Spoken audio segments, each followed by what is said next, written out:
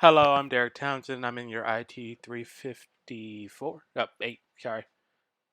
Yes, IT 358 class. And I'm so sorry that this is pretty much my database whole thing. This is like for the big project for our mobile and cloud computing class. So there was a lot of confusion on my end about what happened. So on one side, my partner that I was working with apparently like left the class, I think, because he hasn't responded to any of my messages, and I've been able to get in contact a while. Yes, I know this is late, but it's just like it's been rather hectic with everything going on. Me adjusting to a new location and moving back and forth. Like internet went out for a while. It was a disaster. There's like a whole mess going on.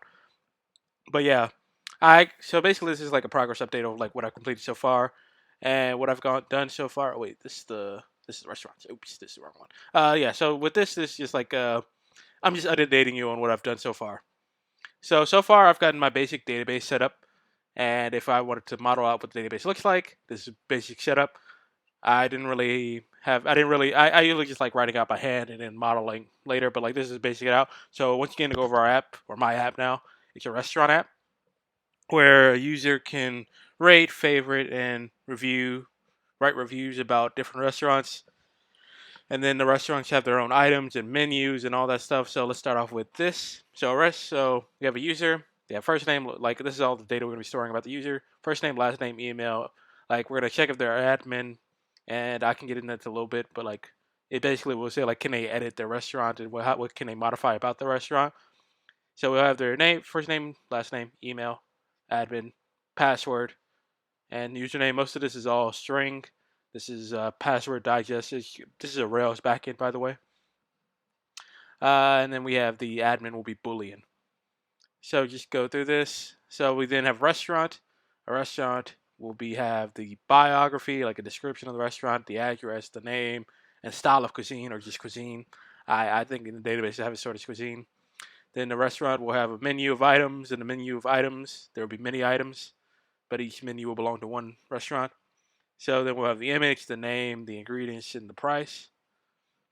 Just basic stuff that we need. And then the user will be able to favorite many, like a many relationship. You'll be able to favorite many restaurants. They'll be able to rate many restaurants, and each restaurant will have its own reviews. And yeah, once again, like a user makes reviews, and a restaurant has many reviews, and the rest of the reviews have title and message. And then you can comment on different people's messages. And yeah, that's just how it goes from here.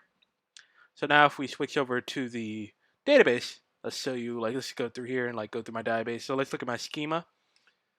So I essentially just translated a lot of this over to the Rails backend. We have the user ID, the restaurant ID.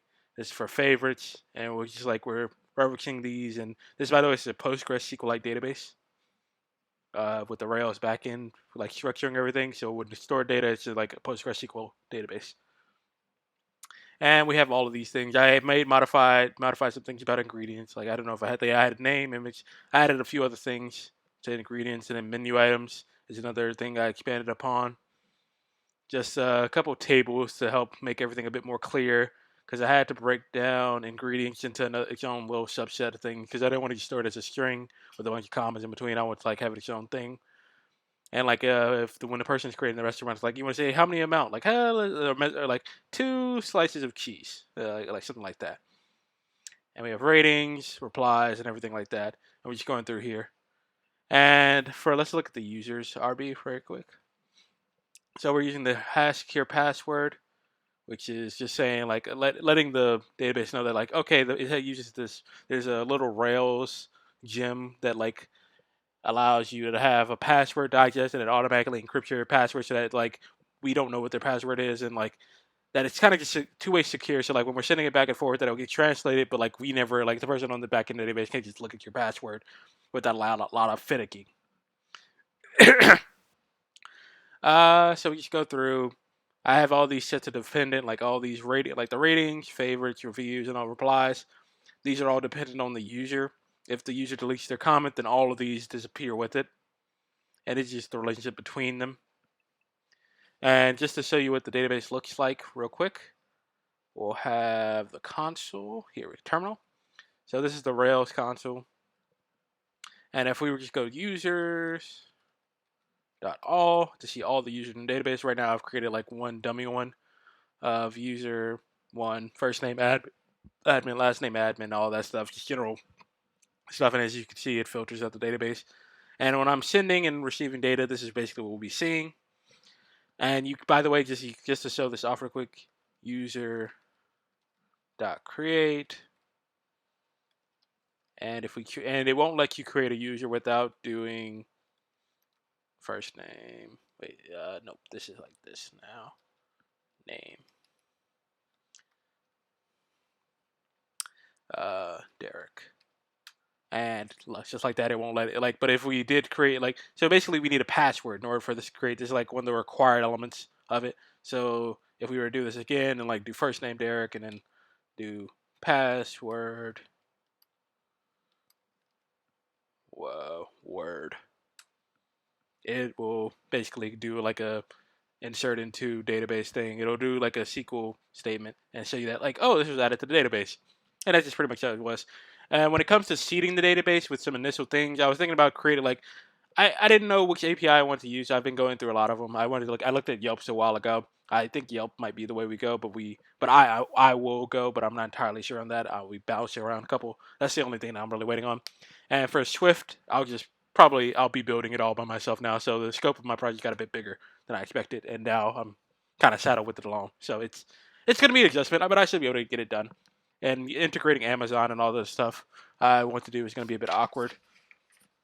So basically, just to go through what I want to like minimal viable product for me would it be like, so full CRUD, create, read, update, destroy for restaurants, users, comments, favorites. So basically, people can create restaurants, update the admins can create restaurants, update the information about their restaurants, and just delete them if they feel like it. Same thing for users. Same thing for comments. People can read, update, destroy all their comments and things like that, which can be a bit of a problem. As long as you add an edited message, it should be fine. Which means I might need to add like a Boolean flag, say like, is the comment edited? And if it is edited, it'll trigger that message. CRUD, and another same thing for favorites. You can create your favorites, destroy your favorites, update them. Like say like, I don't like this thing anymore. It's like just remove it from your list. Search page. I want to add like a search feature to it, so like where you can search for your restaurant and then maybe search for comments, but like I don't know. I'm not sure about that. A user profile page, you can click on a user and see their profile, see what they favorite.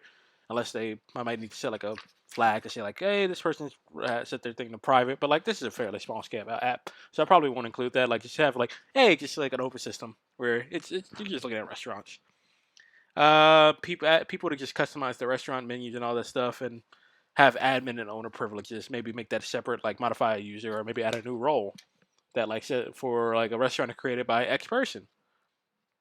My stretch goals are OAuth and location integration, where like it automatically populates what you are, like what restaurants in your area, which might be a bit difficult for one person, but like we'll see. But yeah, thank you. I will include some of this like information in the email when I send it about my current situation and all that. But thank you for your time. Goodbye.